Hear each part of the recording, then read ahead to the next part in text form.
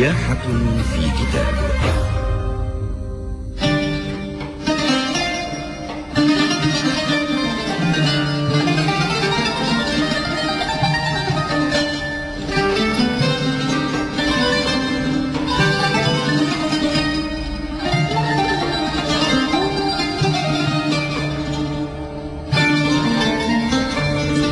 التاسعة ودقيقتين إشارة الوقت في إذاعة المونستير. مستمعينا الكرام، السلام عليكم جميعا ورحمة الله تعالى وبركاته.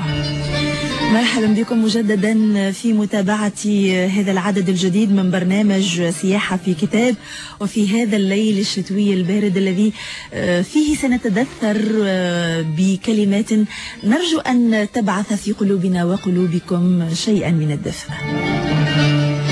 تتواصل لقاءاتنا إذن مع الأصوات الحرة، الأصوات المدوية عاليا في سماء الإبداع والمنادية بقضايا الوطن وبقضايا الأمة،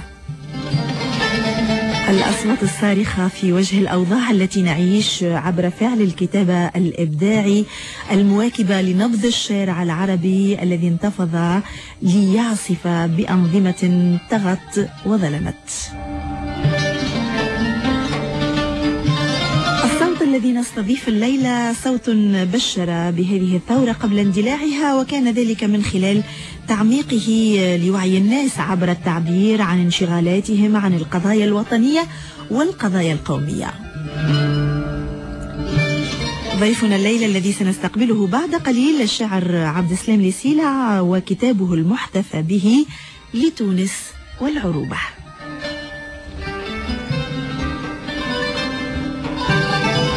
4 دقائق بعد 9 إشارة الوقت على موجاتنا. أهلا بكم في متابعتنا ومرافقتنا إلى 10.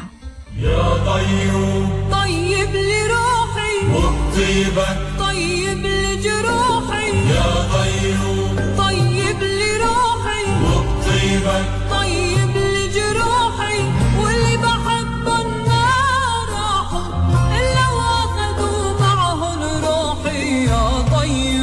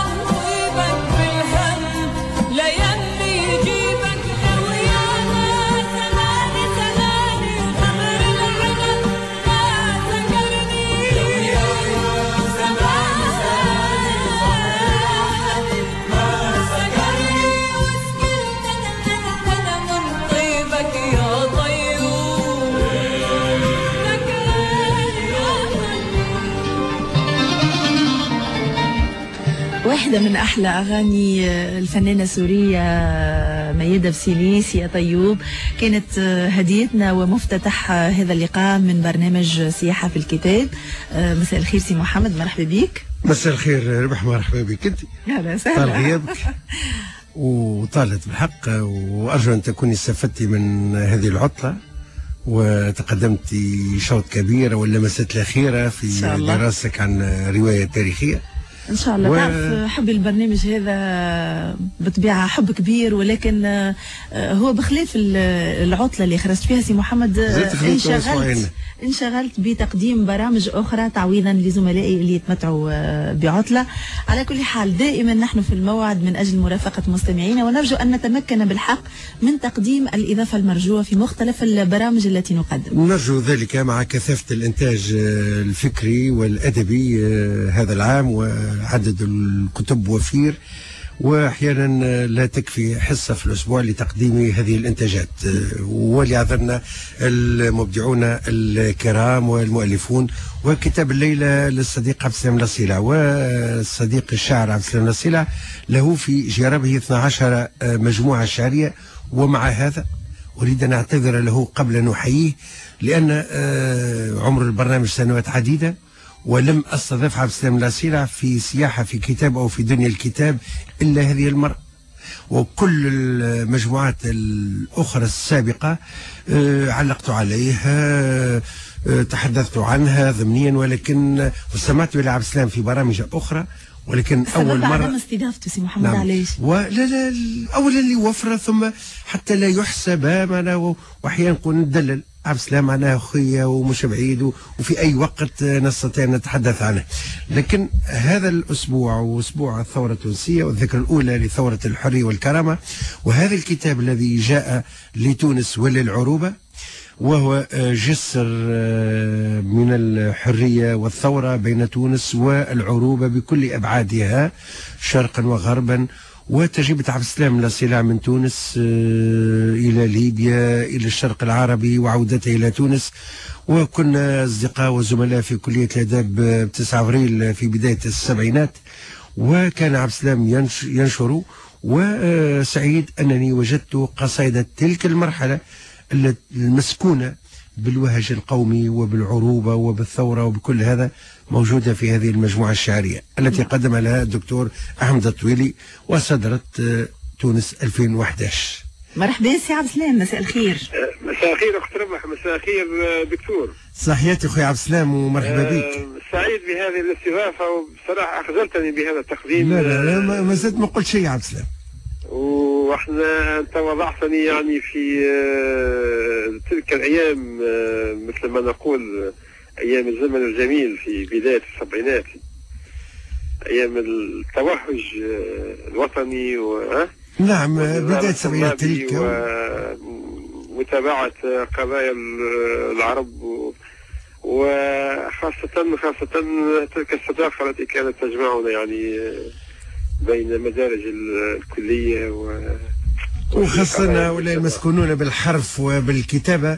صحيح لما كنت شاعرا مثلك ولكني كنت شاعرا بالقوة، وأسكن إلى تجربتك أنت وسوف عبيد وعديد الأصدقاء شعراء وطيب الرياحي، هؤلاء الذين ذهبوا بعيدا الآن، وربما البعض منهم نسي أو تناسى شعره. يعني هذه المجموعة يا سي محمد لو تتذكر كنا يعني نكون ما يسمى بالقصيدة النضالية. نعم. القصيدة الملتزمة، وكان الناس يعني ربما يسخرون يعني في تلك الفترة وإلى حتى إلى السنوات الأخيرة من القصيدة النضالية والثورية. هو سي عبد السلام راهو قيمة الإبداع أنه يكون يغرد خارج السرب حتى وإن كان صوتا وحيدا. وتأكيدا لكلام سي محمد، يعني ليست المجموعة الأولى التي انتصرت فيها لقضايا الوطن ولقضايا الأمة. تحديات في الزمن المأزوم، فاطمة الخضراء، حكاية عبد السميع، المتفرجون، يا عرب، مطر على قرطبة، عذبات في المنفى، المجد للعرب، أبي ينتظرني في البرزخ، غزة لن تموت، أموت على أرض الوطن، وآخرها هذا الديوان المحتفى به الليلة على موجات إذاعة المنستير الصوت الحر لتونس وللعروبة. نعم بارك الله فيك. وعبد السلام، عندما صدرت مجموعتك الأولى على الأقل تحديات في الزمن المأزوم أذكر كنت تصفح وأبحث بلهفة عن قصائد تلك السنوات الأولى ولم أجدها، وبقيت أنتظر في كل مرة أبحث عن أين قصائد السبعينات، وكأنك كنت تتوقع هذه المرحلة فتركتها لسنة 2011 لتمد جسرا بين تونس وبقية البلدان العربية، وأنت الذي تركت تونس في أواسط السبعينات وهاجرت إلى ليبيا وعشت تجربة، وكنت أيضا مشدودا إلى الشعارات المرفوعة وقتها، الشعارات القومية، ولكن كانت خيبة أمل أيضا في تلك الشعارات وفي الممارسة السياسية وتطبيق تلك الشعارات في الواقع. وعدت كما قال المسعدي متحدثا بهريرة أشعث أغبر فاني العصا، معناها تجر. يا دكتور يعني للتوضيح أن قصائد تلك الفترة يعني التي أخذت نضجها وخاصة يعني من عام 70 نعم إلى غاية نقول 79 مجموعة تلك القصائد نشرت في تحديات في الزمن المأزوم. نعم صحيح. ثم الجزء الثاني من تلك القصائد في عذابات في المنفى، ثم في تناولتها أيضا مجموعة أموت على أرض الوطن. هذه والبقية القصائد يعني تضمنها هذا الإصدار الجديد، يعني ليس كلها لكن يعني البعض من القصائد التي هي نشرت في الصحافة العربية، ولكن نشرها في تونس لم يكن يعني يسيرا معناها، ولم يكن سهل يسيرا إلا يعني الآن يعني بعد الثورة. نعم. والقصيدة الأولى الشعب العظيم، إلى الإهداء إلى شعبنا التونسي العربي المسلم العظيم، إلى شهدائنا الأبرار شهداء الحرية والكرامة، وإلى جيشنا البطل، وكتبتها في الكويت في 12 جانفي 2011. لهذه القصيدة قصة. يوم 7 جانفي كنا وفد تونسي ثقافي، سافرنا لحضور مهرجان الجريان الثقافي، من بين يعني أعضاء هذا الوفد الدكتور جمال الدين دراويل. نعم. رئيس تحرير الحياة الثقافية. الحياة الثقافية. وسافرنا، كنا ترددنا بصراحة هل نسافر هل نبقى، لأن كانت الأحداث يعني فعلا كان يعني المرجل يغلي متسارعة، ولا بد أن نبقى في صلب الحدث. فقلنا يعني هي مثل 3 أو 4 أيام ونعود، لكن الأمور يعني تسارعت، فبقينا نتابع الأحداث يعني عن طريق القنوات. وفي يوم 12 تقريبا، يوم 12 وجدني أكتب، فقال لي هل أكيد أنك تكتب قصيدة؟ قلت نعم. تركني حتى يعني أتممتها، وفي المساء قرأت عليه النص يوم 12 قبيل الثورة. قال لي ما عنوانها؟ قلت أنا أصبحت حائرا بين عنوانين، إما أن يكون الشعب العظيم أو شتاء الغضب. فقال لي أنا أقترح أن يكون العنوان الشعب العظيم، وكان كذلك. نعم. باش نقدم على عتبة الإهداء سي عبد السلام. الإهداء لشهداء الثورة والحرية في مستهل هذا الديوان، لشهداء الثورة والحرية والكرامة والوحدة في تونس الخضراء وفي وطن العروبة من المحيط إلى الخليج. بصراحة يعني الوحدة بالذات هي مطلب تقريبا كل منتصر للقومية العربية، وكل واحد يعني يحس ويشعر بقيمة الوحدة وضرورتها. هل تراها تتحقق في ظل هذه التجاذبات وهذه الصراعات الفكرية الإيديولوجية أحيانا والمصلحية أحيانا أخرى؟ أخت ربح، هي الوحدة العربية قائمة بين الشعوب وبين المثقفين، يعني قائمة في الوجدان، في الفكر، في التواصل، في لكن المشكلة هي التجزئة والحدود الإقليمية والأنظمة المتسلطة التي لا ترى يعني فائدة في هذه الوحدة، لأنها تخدم ضد مصالحها. لذلك مثلا ناخذ مثال الكتاب العربي. يعني الكتاب العربي هل يتنقل بحرية بين قطر وقطر؟ لا يتنقل بحرية. تجدين مثلا في القطر الواحد أن في منطقة يكون هناك كتاب يباع يعني يوزع، وفي في منطقة يعني في نفس البلاد، وفي منطقة أخرى نفس الكتاب يعني لا مسموح به، ليس مسموح به بأن يوزع. هذا الإشكال أثاره مرة معي المرحوم سهيل إدريس في أحد معارض الكتاب. قال لي يعني كتاب عرضناه في أبو ظبي وقد منع في دبي. لذلك أنا أعتبر دائما أن تنقل الكتاب أو عدم تنقله هو المقياس، فما بالك بالمواطن العربي. نعم. هل أنت يعني متفائل مع هذه الأنظمة العربية الوليدة بإذابة هذه الحدود والاشتغال على الوحدة بين الشعوب وتحققها؟ والله هي أختي العزيزة الوحدة تفرضها الجماهير، يعني الجماهير الواعية والمنظمة هي اللي تفرض، لأن في وحدتها مصالحها ومستقبلها، وعندما تضغط الجماهير بشدة يعني يتحقق الهدف. لكن المسار الآن الإحباط الموجود والقوى المضادة يعني للقومية وكل ما هو شعور عروبي وحدوي، هذا هو المشكل يعني. الأجيال السابقة كانت تحلم وتحتضن هذه الأفكار الوحدوية. لاحظت أن في الأجيال الجديدة مفروض أننا ننمي فيها الوعي الوحدوي والعروبي، ونزيل من أمامها العقبات الإقليمية، ونكثر من التواصل بين الأشقاء، حتى يعني على الأقل يعني لا أقول هذا الوهم، حتى على الأقل يعني هذا الهدف يصبح يوم من الأيام يعني حقيقة. وأنت عشت التجربة معناها دامية إلى حد ما ودامعة من خلال سفرك مسكونا بكل هذه الشعارات البراقة الجميلة إلى ليبيا، وكيف أن هذه الشعارات لم تكن إلا كلاما أجوف، وربما كانت معناها خدمت ضد الفكرة في حد ذاتها، ضد فكرة القومية. فلا ترى أن نفس النفس الوحدوي، النفس القومي أساء إليه كل الذين حملوا هذا الشعار باستبدادهم، بتسلطهم، بسوء توظيفهم لخيرات أوطانهم الكثيرة، وعدم توظيفها في البعد القومي نفسه. أنا ما أتفق معك دكتور.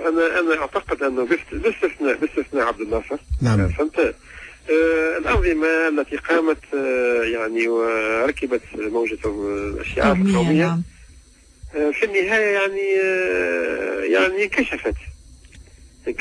ناخذ مثال التجربة في ليبيا مثلا. نعم. فاحنا في البداية يعني ربما أقول خدعنا، أكيد خدعنا معنا. أن أيدنا وفعلا أيدنا وسرنا في الخط وساعدناهم. لكن أنا اكتشفت منذ عام في مارس 76 فهمت أن الأوضاع ماشية يعني نحو الأسوأ، وأنه النظام كان يعني فعلا إقليمي وإقليميا تحت غطاء العروبة، وهذا ما تجلى بصفة واضحة في عام 77 عندما تخلى نهائيا عن الأفكار القومية. وأنا أعي ما أقول، لأني كنت يعني هناك لا أستطيع يعني أن أقدم أدلة أكثر لأن المجال لا يسمح. من عام 77 الأخوة العرب اللي كانوا هناك مفكرون وإعلاميون وأدباء يعني فعلا اتفقنا أنه هذا النظام ليس نظام القوميين وليس نظام الوحدويين، وقد بينت الأيام ذلك. حتى نبتعد عن الشعر عبد السلام، هل تستطيع أن تقرأ علينا القصيدة الأولى على الأقل تحية المستمعين، ومنطلق والثورات كان من تونس، فلتكن أيضا القصيدة الأولى هذه التي أهديتها إلى الشعب العظيم، إلى الشعب التونسي. صفحة 13. الشعب العظيم. الإهداء إلى شعبنا التونسي العربي المسلم العظيم، إلى شهدائنا الأبرار، شهداء الحرية والكرامة، وإلى جيشنا البطل. أنحني لوطن كان ويبقى لنا وطنا، أنحني لوطن يجمعنا ويضمنا، أنحني لتراب هو وطني، أنحني لهم من انتفضوا وتمردوا وثاروا واستشهدوا، أحبك يا وطني. تونس تتحرك، تثور وتنهض، هذه تونس فيها ولدنا وكبرنا وتربينا وتعلمنا وحلمنا، أجيالا أجيالا، أجدادا وأحفادا، آباء وأبناء. هذا شتاؤك يا تونس يشتعل غضبا، ثورة ودماء. هذا شتاؤك يكسر خوفك وقيدك، يبارك في الناس روح التحدي في عصر التردي. هذا شتاؤك يا تونس يصنع ربيعا جديدا وشعبا عظيما وحرية ونفوسا عزيزة أبية. طوبى لوطني أعرفه ويعرفني. هذا شتاء الغضب والثورة في القرى والمدن والأحياء الشعبية. هذا شتاء الجائعين والبطالين. هذا شتاؤك يا تونس يعزف لحن الكرامة والحرية. هذا شتاؤك ملحمة للثائرين. هذا شتاؤك يستيقظ يعري الفساد والفاسدين، يفضح الناهبين والسالبين، يحطم الظلم والظالمين، يكشف القاهرين والقامعين. هذا شتاؤك يا تونس يبني تاريخا جديدا ومستقبلا جديدا ووطنا جديدا. المجد للغضب العنيد، للثورة والشهيد. المجد لجيشنا ولنا، المجد لشعبنا، للشعب العظيم الرائع، المجد للشارع. شكرا عبد السلام الأصيل على هذه القصيدة، علما أنك كتبتها يوم 12 أو على الأقل انتهيت من كتابتها يوم 12 جانفي 2011، أي قبيل نجاح الثورة، وكل معناها التفاصيل فيها تنبئ بنجاح هذه الثورة وامتدادها إلى كل الأنحاء، وتمجيد للشهداء وللشعب العظيم، وقيمته أنك كتبتها وأنت بعيد آلاف الأميال عن الوطن، أي هناك في الكويت. ترجمة أو تعبيرا عن هذا التواصل، عن هذا الوطن الذي يسكن الشاعر، الوطن يسكن القلب قبل أن نسكنه جغرافيا، ويسافر الوطن مع الشاعر أينما حل وارتحل. عبد السلام، ميزة شعرك والتي ربما يعاتبك عليها البعض ويغبطك عليها البعض الآخر في نفس الوقت، هي هذه الجرأة، هذه الشجاعة في أن تقول الأشياء دون مجاز ودون رمز ودون غموض، أي تقولها صراحة وجهارا. وربما البعض وهو ما لا يستطيع أن يقوله كثيرون، والبعض يقول لك الشعر هو أن تقول الأشياء بشيء من الرمز والترميز والمجاز وفنون البلاغة وفنون القول. كيف ترى هذا الاختيار في كتابتك للشعر؟ أخي محمد، هذا اختيار، يعني أنت تعرف، يعني على مدار 40 سنة مرت.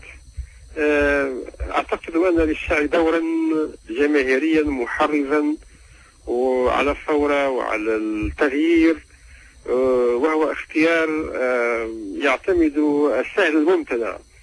فأنا أتوجه دائما إلى الناس العاديين الطيبين البسطاء حتى يفهموا يعني الكلمة مباشرة، وابتعد عن الترميز وعن الغموض، خاصة الغموض الذي ليس فنيا، وعن القارئ يعني في السنوات العشريات الماضية كان يبحث عن كلمة تقنعه، يعني عن كلمة تهزه، بعبارة عن يعني مثل الضربات الكهربائية.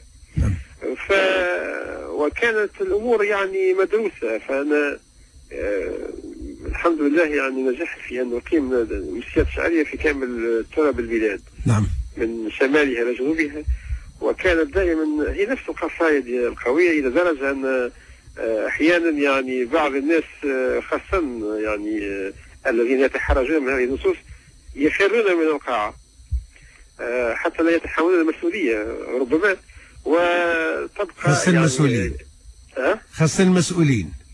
وفي تلك المهرجانات والملتقيات يعني هم يتحرجوا، ولكن يعني لابد يعني أن أقرأ كلمتي والحمد لله يعني أعتقد أن أثمرت يعني. الأكيد أثمرت. وعبد السلام نصيلة من أكثر الشعراء انتشارا في كامل البلاد وفي دور الثقافة، ولو نظرنا في عدد الأمسيات الشعرية التي أقمتها ودعيت إليها لا طال عدها وتعدادها. واحيانا يعني في بعض الاحيان يقع يعني الامتناع عن استضافتي، يعني خوفا من ان احرجهم وان يجدوا انفسهم في مواقف محرجه بصريح القول. نعم. احيانا يطلبوني مثلا ان ماذا ساقرا، فانا طبعا اخاتل، لا اقول ماذا ساقرا، ولكن افاجئهم يعني عند اختيار هذه النصوص مباشرة. خاصة طغيان الجانب السياسي الذي سنتحدث عنه، شات بعد أن نستمع شنو رايك ربح إلى مقطع غنائي يترجم هذا الامتداد بين تونس ومصر من خلال إرادة الحياة. لو فيك كنت أبحث عن أغنية صوت الجماهير لمحمد عبد الوهاب، وكنت قدمتها في بعض السنوات الماضية، ولقيت بسببها لوما وعتابا من طرف الإدارة باعتبار نفس ثوري في هذه القصيدة، في هذه الأغنية لعبد الوهاب وعبد الحليم وفايدة كامل. واستغربت أني لم أجدها في الفونتاك في قائمة الأغاني صوت الجماهير، كيف حضرت من قبل وغابت الآن. ففوجئت، اضطررت إلى أن نلجأ إلى أغنية نعتز بها جميعا، هي إرادة الحياة، وهي كلمات شاعرنا الخالد أبو القاسم الشابي وبصوت سعاد محمد، وهذا هو الجسر الممتد بين تونس ومصر. بارك الله فيك. الشعب يوما أراد الحياة فلا بد أن يستجيب القدر، ولا بد لليل أن ينجلي، ولا بد للقيد أن ينكسر.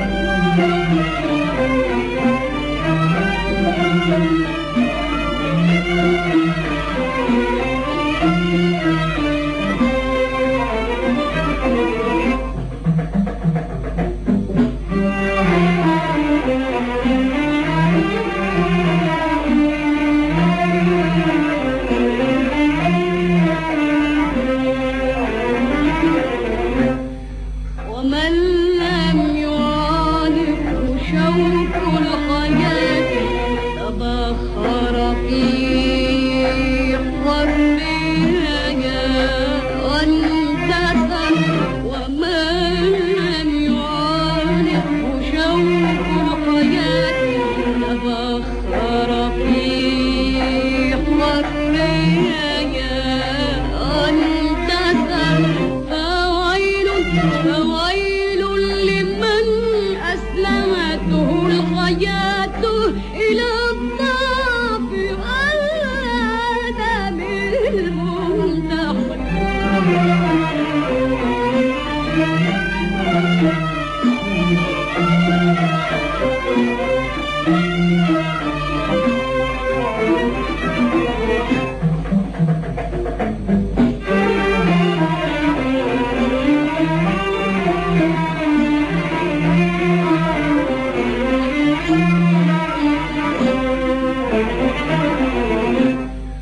ومن لم يعانق شوق الحياة تبخر في حرها واندثر.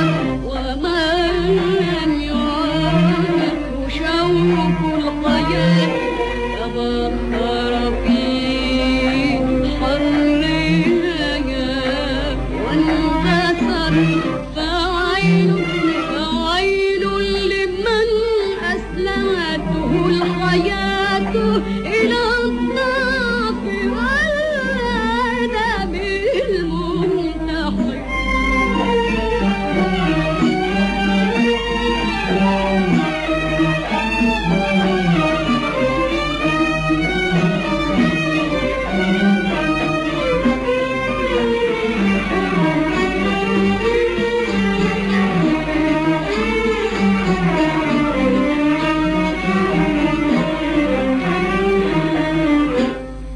كذلك قالت لي الكائنات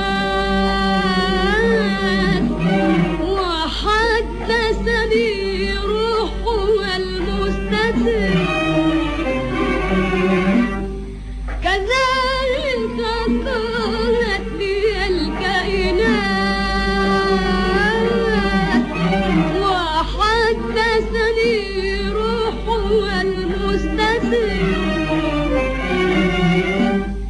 كذلك قالت لي الكائنات وحدثني روحها المستتر.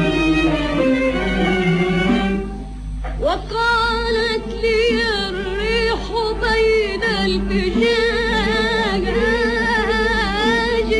وفوق الجبال وتحت الشجر. إذا ما طمحت إلى غاية ركبت المنى ونسيت الخطر.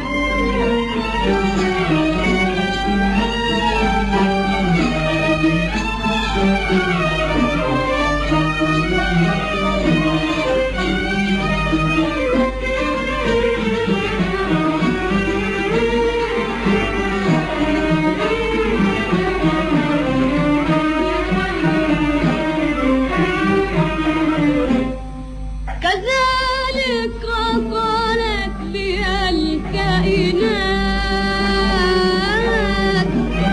وحدثني روحها المستتر. كذلك قالت لي الكائنات وحدثني روحها المستتر.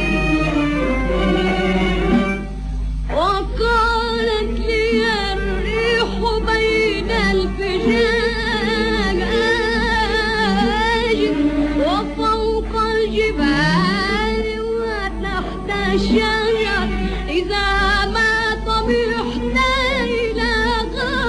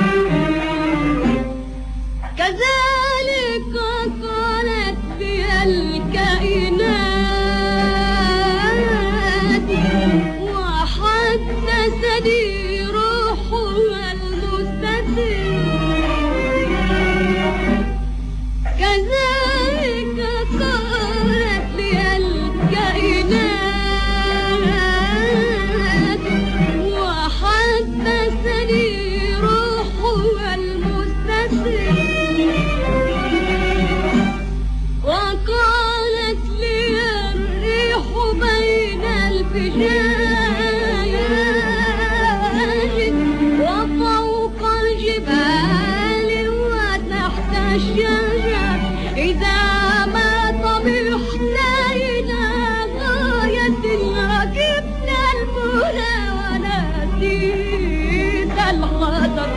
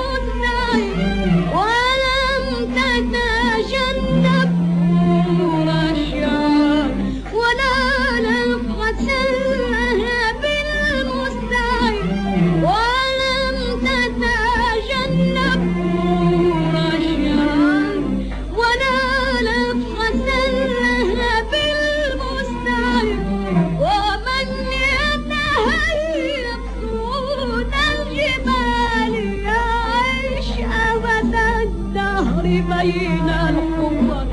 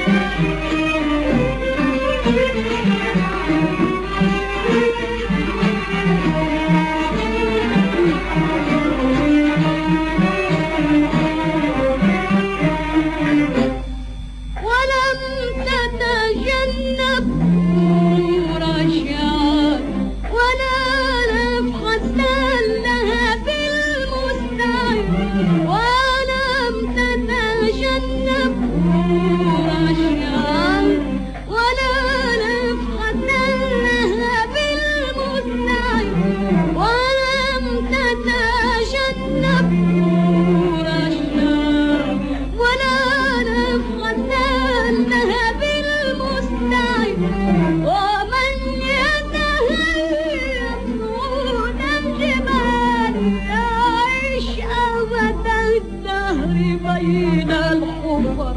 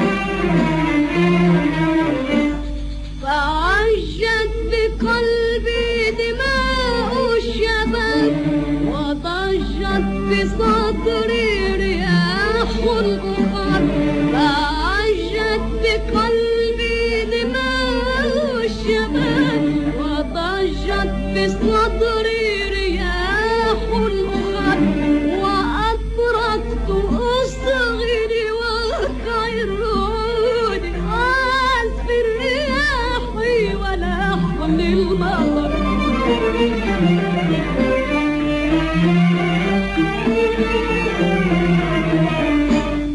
فعجت بقلبي دماء الشباب وضجت بصدري رياح البخار فعجت بقلبي دماء الشباب وضجت بصدري رياح البخار وأطرقت أصغري وخيروني عزف الرياح ولحن المطر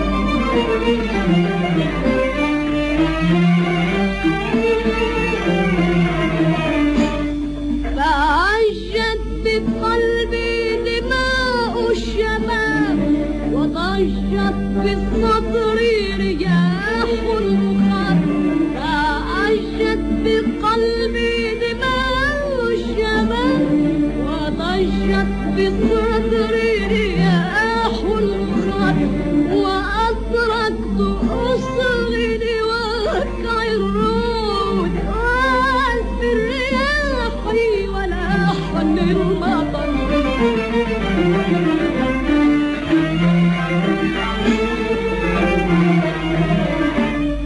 ورفرف روح غريب الجمال ورفرف روح غريب الجمال ورفرف روح غريب الجمال بأجنحة من ديان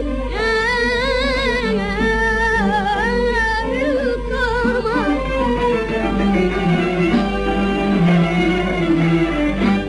ورفرف روح غريب الجمال ورفرف روح غريب الجمال بأجنحة من ديان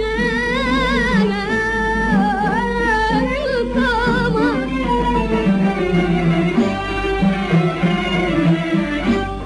ورفرف روح غريب الجمال ورفرف روح غريب الجمال ورفرف روح غريب الجمال بأجنحة من ديان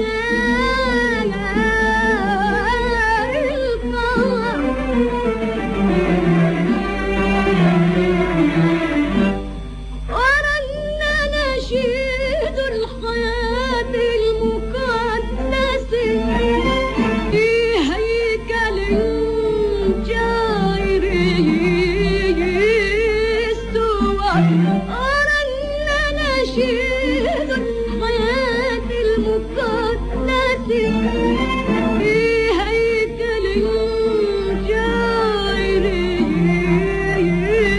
استوى وأعلن بالكون أن الطموح لهيب الحياة وأعلن بالكون أن الطموح لهيب الحياة وأعلن بالكون أن الطموح لهيب الحياة وأعلن بالكون أن الطموح لهيب الحياة وروح الظفر إذا طمحت للحياة النفوس فلا بد أن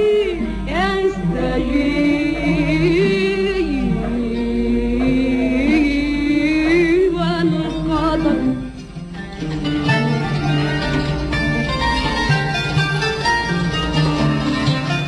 الأكيد أنكم استمتعتوا بهذه القصيدة الرائعة خاصة بصوت المرحومة سعاد محمد. من جديد نقول مرحبا بسي عبد السلام لصيلع اللي نحتفي الليلة بديوانه لتونس وللعروبة. سي عبد السلام بالله حبيت نرجع لصفحة الغلاف، هي عتبة ثانية إلى جانب العنوان. بالحق الصورة شدتني برشا، معبرة جدا، يعني صورة التونسي في 2011، التوانسة بصفة عامة في جام في 2011 وهما متدثرين بهذا العلم اللي كتبت عليه الحرية والكرامة، وحمل هذه الوردة وشروق شمس الحرية في الكرة الأرضية، يعني كتابة صفحة جديدة مش من تاريخ العرب فقط وإنما في تاريخ الإنسانية ككل. نعم أختي الكريمة، هي لوحة للفنان المعروف علي عبيد. ولابد أن نحيي الرسام علي عبيد، عندك علاقة كبيرة معاه يا عبد السلام. وهو إنسان نبيل، يعني تتصور أنه هو كل الأغلب تقريبا 10 دواوين هو اللي قام برسم الغلاف لكل واحد منها، ومجانا يعني بدون ما يتقاضى أي مقابل. لذلك فهو يستحق يعني كل شكر وتقدير. يعني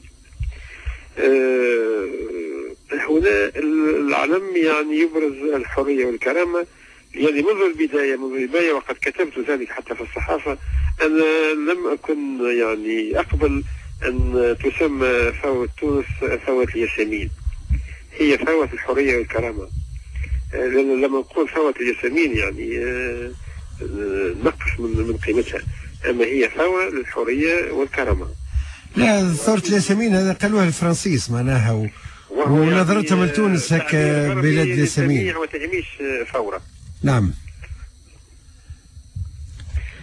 حتى يعني احنا إذا كان احنا نقول ثورة الياسمين مثلا، لماذا لا نقول مثلا ثورة الهندي، وهو تعبير يعني أقوى وفي مكانه، والصبار وغيره، وبالطبع عندها قيمة. نعم.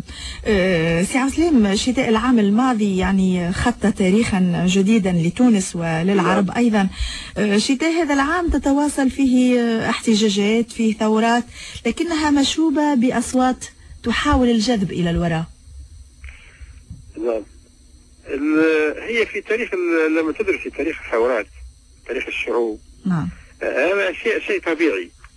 لأن يعني من حالة الاستبداد والديكتاتورية إلى الحرية المطلقة والحرية، يعني أكيد حتقع هناك بعض يعني السلبيات وبعض الهفوات، لكن بمرور المدة يعني أكيد يعني حتى المسار يعني ياخذ مجراه يعني العادي. أنا لا أخاف من هذه الأشياء، يعني حاجة طبيعية، يعني فهمت؟ عسام، عندما ننظر إلى تجربتك الشعرية نجد أن هناك تجربة أخرى نقدية تواكبها، وعدد محمود من المقالات النقدية عن مجموعتك الشعرية. عندما نجد الأزهر النفطي، معناها محفوظ الزعيبي، عبد السلام فطوم، شعراء آخرين، علال القنوني، حاتم النقاتي، ايوه بالطبع، وصلاح الدين بن حميدة، بالإضافة يحيى محمد، ومقدمة هذه المجموعة أحمد الطويلي. ونحس معناها الشاعر عبد السلام الأصيلة عنده حضور وحظوة لدى الكتاب والنقاد الذين اهتموا بمجموعاته الشعرية وتغمدوها بما تستحق من الاهتمام. ووصل حتى منصور أحمد الطيف تقريض بقصيدة تهنئة وتكريم لرفيق العمر بورك في العطاء إلى آخره، وقصيدة جميلة جدا. كيف تتعامل مع هذه النصوص النقدية؟ هل ترى أنها أنصفتك؟ هل أن ترى هي امتداد لنصوصك؟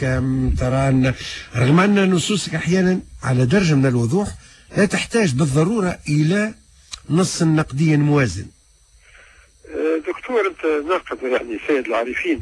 يعني هذه النصوص هي تلقائية، يعني تلقائية، وأفاجئ بها، وأعتبره يعني حتى عندما تتكاثر هذه النصوص ربما يعني الإنسان يفكر في نشرها في كتاب، فهي نصوص كثيرة وطويلة. ففكرت في نهاية كل مجموعة أختار مجموعة من هذه النصوص وأضمنها في الكتاب. أولا يعني اعتراف بالجميل لأصحابها، وثانيا حتى لا تفقد قيمتها. هذا يعني تقريبا في أغلب مجموعاتي. نعم، فما قيمة توثيقية مهمة، مثل توثيقية يعني وعملية يعني وتفيد الباحثين ومؤرخو الأدب. ايوه، وتبقى يعني متيسر للباحثين حتى يوضحوا يعني أشياء في هذه وينظروا إلى صدى هذه القصائد لدى هؤلاء الكتاب.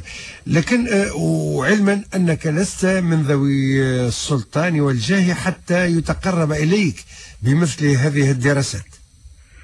والله يا أخي هذا يعني من فضل الله سبحانه وتعالى.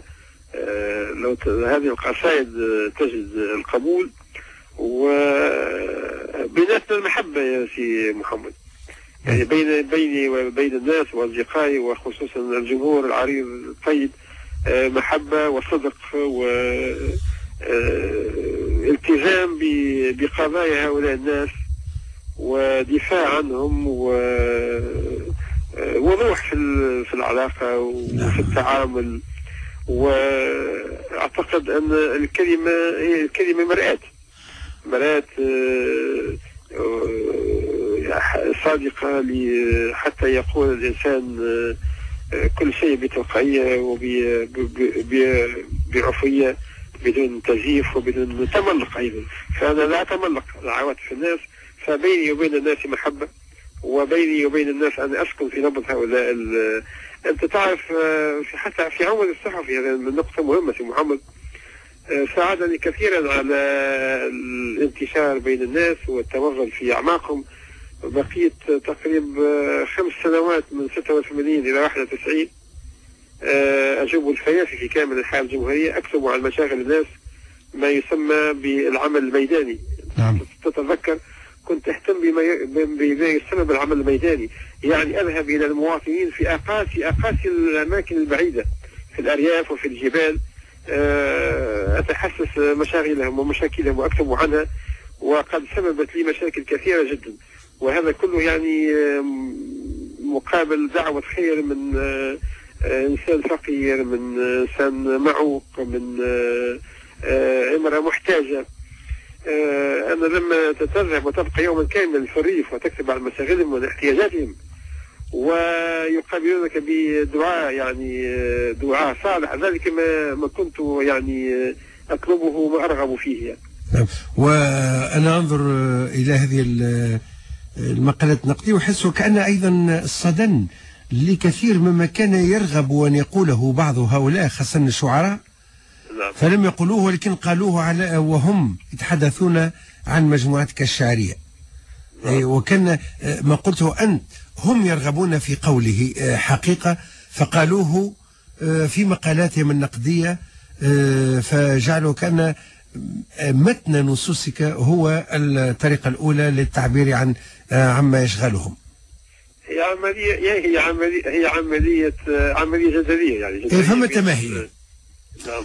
وذكرت الجانب الإنساني، وحيي صديق الأستاذ صلاح الدين بن حميدة وما كتبه عنك، وكنا التقينا معا قبل يومين في أحد مطاعم العاصمة، وفرحت لهذه العلاقة المتواصلة وهذا العمق الإنساني وهذه الصداقة بين المثقفين، على خلاف بعض الذين لا يسكنهم إلا أحيانا الحقد أو ما شبه هذه القيم السلبية. فعندما نجد قيمة إيجابية كهذه ننتصر لها. هو يعني للتوضيح هناك يعني صلاح الدين بن حميدة الذي تتحدث عنه، وهو يعني صديق حميم جدا، أبو طه، وصلاح الدين بن حميدة أبو طه. أبو طه يعني الأديب المعروف يعني، والاثنان صديقان يعني حبيبان لوناني، خاصة صاحب رواية ساكن الجبل. عنده أنك سي محمد صلاح الدين بن حميد. محمد صلاح الدين بن حميد. ساكن الجبل وسيمفونية الأحزان وصاحب نظرية يعني في الكتاب السردية اسمها الحياة بالعرف. نعم. لو أنا أنظر الوقت قد لا يكفي لقراءة، على الأقل نقرأ القليل من القصيدة الأخيرة. بدأنا بالقصيدة الأولى، القصيدة الأخرى فيها ثنائية جنيت عليها. هي هذه هناك هي مخاتلة. أي لا ولهذا السبب القارئ أو المستمع يعني لا يعرف، وقد لا يكفي الوقت لقراءتها كلها، لكن دعوة للعودة إليها في المجموعة إلا في نهايتها، يعني حتى لا أظلم يعني الأخوة المستمعين.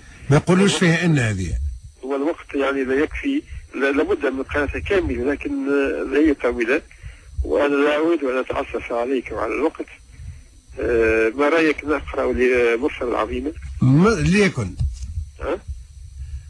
هي 59 دقيقة. سيدي عبد الوهاب وأم كلثوم وحاجة. لا يا عبد السلام، خاننا الوقت هذه المرة وهي 10 تماما. إن شاء الله في مناسبة قادمة سي عبد السلام، للأسف الشديد الوقت أعيدك بالعودة إليها 10 تماما أو تجاوزناها بثواني.